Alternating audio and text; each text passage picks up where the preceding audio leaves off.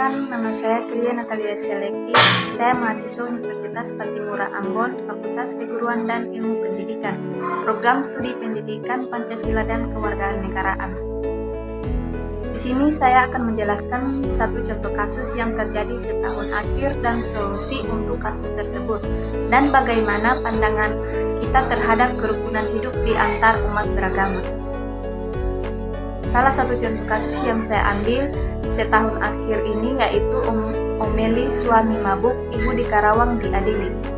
Valencia, seorang ibu di Karawang, Jawa Barat, ditetapkan sebagai tersangka pada awal tahun 2021 karena dilaporkan suaminya ke polisi. Valencia diduga telah melakukan kekerasan dalam rumah tangga atau KDRT berupa kekerasan psikis kepada laki-laki yang kemudian bercerai dengannya. Kekerasan psikis itu dilakukan Valencia saat memarahi suaminya yang sering mabuk dan tidak pulang ke rumah selama 6 bulan. Rekaman omelan tersebut kemudian digunakan sang suami untuk melaporkannya di persidangan. Jaksa menuntut umum Valencia agar dijatuhi hukuman 1 tahun penjara. Perkara ini pun semakin menarik perhatian publik. Jaksa kemudian menarik tuntutan tersebut atas dasar hati nurani dan rasa keadilan hakim yang memvonis bebas Valencia karena tidak terbukti bersalah. Seperti yang kita tahu, kata hukum bukan sesuatu yang asing bagi kita. Pada perdebatan di media sosial, media massa, dan percakapan sehari-hari, kita kerap mendengar dan menggunakan kata hukum. Sementara itu, apa pengertian hukum? Hukum adalah norma atau sanksi untuk mengatur tingkah laku manusia. Apabila dilanggar, masyarakat akan dikenakan sanksi yang berlaku untuk dirinya. Selain itu, Pasal 1 Ayat 3 Undang-Undang Dasar 1945 berbunyi, negara Indonesia sebagai negara hukum. Akan tetapi, hukum di Indonesia saat ini banyak menuai kritik dari masyarakat akibat ketidakjelasan berbagai hukum dan lemahnya aturan yang ada. Banyak masyarakat yang mengajukan pendapat mengenai hukum di Indonesia agar diperbaiki berdasarkan satu paparan. Kasus di atas dapat disimpulkan bahwa hukum di Indonesia tumpul ke atas runcing ke bawah. Selain itu, penerapan hukum di Indonesia tidak mencerminkan dasar negara kita, yaitu Pancasila. Terlebih lagi, satu kasus tersebut membuktikan adanya penyimpangan sila 5 sila, yakni keadilan sosial bagi seluruh rakyat Indonesia. Sampai saat ini, hukum di Indonesia masih bersimpangan dengan Pancasila dan Undang-Undang Dasar 1945. Sehingga banyak masyarakat kelas bawah yang merasa masih tidak mendapatkan keadilan. Sayang sekali, kurangnya penegasan hukum di Indonesia menyebabkan yang kurang mampu akan kalah dengan yang berduit. Di sini solusi yang saya berikan untuk mengatasi masalah ketidakadilan di hukum Indonesia, yaitu semua pihak bertanggung jawab dalam menerapkan hukum seadil-adilnya dan tidak melakukan tebang pilih. Selain itu, hukum tidak dipahami hanya sebatas tulisan atau teori, namun harus diterapkan secara adil. Sementara itu, secara pribadi kita memiliki tanggung jawab untuk mengaplikasikannya jujur dan adil di dalam kehidupan sehari-hari, mulai dari lingkup keluarga sampai lingkup berbangsa dan bernegara.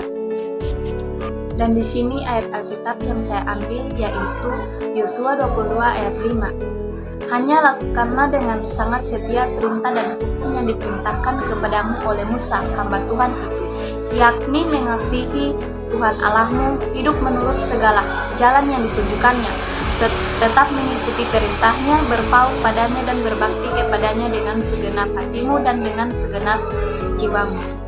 Di sini, Yosua menasihati agar tetap setia pada firman Tuhan dan hukum yang diperintahkan oleh Musa. Tanda kesetiaan adalah melakukan perintah sesuai dengan hukum Tuhan. Sebab tidaklah mungkin kita setia kepada Tuhan yang tidak terlihat wujudnya, sementara kita tidak setia kepada hukum dan perintahnya kepada kita. Kita juga tidak mungkin mengasihi Tuhan yang kita tidak lihat, sementara kita tidak mengasihi perintahnya. Di sini, pandangan saya terhadap kerukunan beragama adalah keadaan hubungan antar umat beragama yang dilandasi toleransi, saling pengertian, dan saling menghormati dalam pengalaman ajaran agama serta kerjasama dalam hidup bermasyarakat. Eksistensi kerukunan ini sangat penting di samping karena merupakan keniscayaan dalam konteks perlindungan hak asasi manusia. Juga karena kerukunan ini menjadi prasyarat bagi terwujudnya integrasi nasional, dan integrasi ini menjadi prasyarat bagi keberhasilan pembangunan nasional. Dan dalam kenyataannya, hubungan antar pemeluk agama di Indonesia ini sangat harmonis. Hanya saja di era reformasi yang notabene mendukung kebebasan ini muncul berbagai ekspresi kebebasan, baik dalam bentuk pikiran, ideologi politik, paham keagamaan maupun dalam ekspresi hak-hak asasi. Dalam iklim seperti ini, muncul pula ekspresi kelompok yang berpaham radikal atau intoleran yang walaupun jumlahnya sangat sedikit tetapi dalam kasus-kasus tertentu mengatasnamakan kelompok mayoritas. Dan di sini saya juga mengambil salah satu ayat Alkitab yang saya ambil, yaitu Yohanes 13 ayat 34, yaitu aku memberikan perintah baru kepada kamu, yaitu supaya kamu saling mengasihi sama seperti aku telah mengasihi kamu, demikian pula kamu harus saling mengasihi.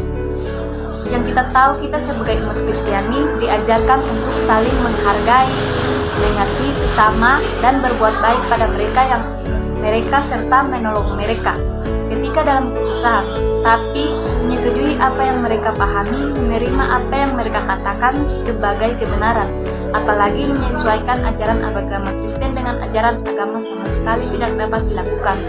Kalau melakukan hal itu bukanlah lagi toleransi namanya, melainkan kompromi.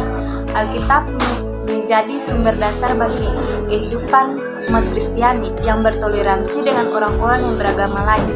Dengan demikian, seorang Kristen haruslah orang yang bisa hidup bertoleransi dan rukun dengan kelompok-kelompok lain yang berbeda keyakinan, agama dengannya, bahkan harus berbuat baik kepada mereka.